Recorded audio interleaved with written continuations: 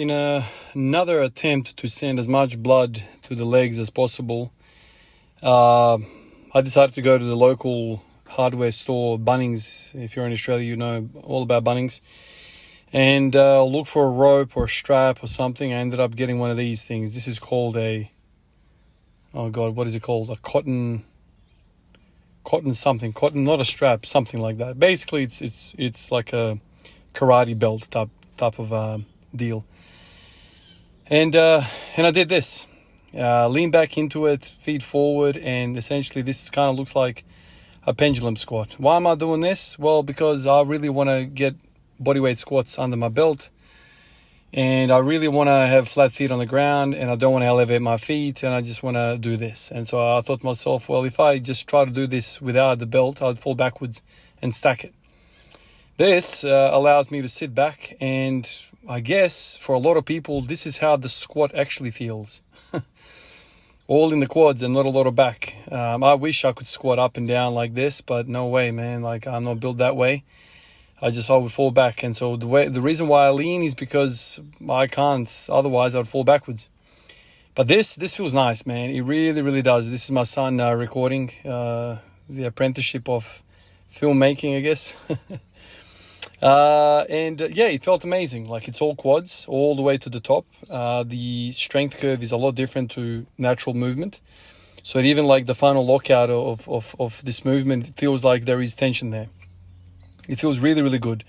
Nothing in the back, nothing in the glutes, all in the quads. You can go really, really deep with this. It's a nice sensation. It feels good for the groin. It feels good for the hip. Today, luckily enough, all I had was groin pain, no hip pain at all. So I did 7 sets of 30 of these. Nice little pump, nice little set of jelly legs before I even got to the barbell. But it felt good. I imagine having a proper pendulum squat machine would be freaking awesome because it's easy to load and the rest of it. But, for these type of purposes, I think this is plenty good. You just basically use your body weight, which is plenty. And you do 30, 40, 50 reps. If you can do 100 reps with this, I tip my hat to you, man. Like, there's no way I could make 100 reps like this.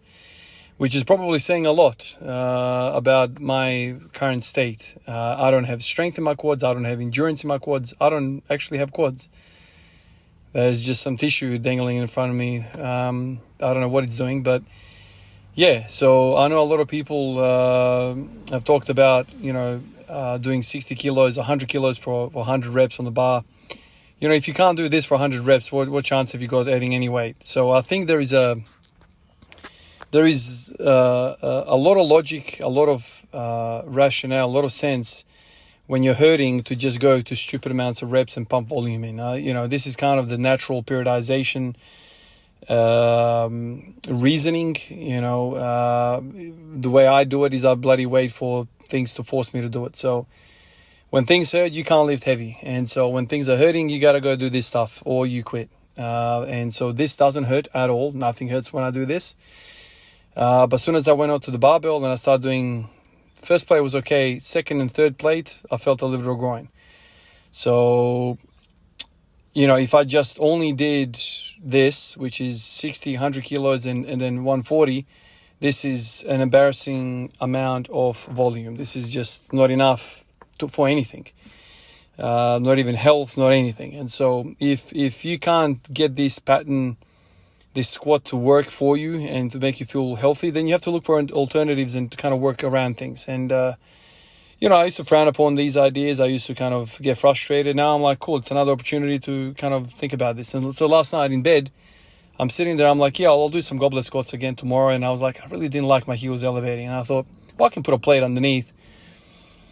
Yeah, I can do that. But what if I kind of lean against the wall and like put like a skateboard on the back on the wall or something like that so I can have flat feet?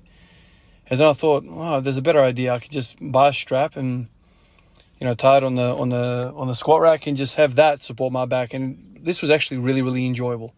I could probably load it somehow, like hold a kettlebell or something. But to be honest with you, you can and whatever. You got to make sure that, if it does freaking break the belt, you don't kill yourself on something behind you. The belt is 900 kilos rated, so it's plenty. It's just how can you, make sure you tie it well. But to be honest with you, this is not a movement that I even want to load. This is just pure volume, pure blood. If I really want to load something, I would, load it on the barbell. But right now I'm not in a stage where I'm loading anything. So just pump the volume and wait for the tissue to recover, and then we'll build again. Appreciate you guys. I'll catch you in the next one. Peace out.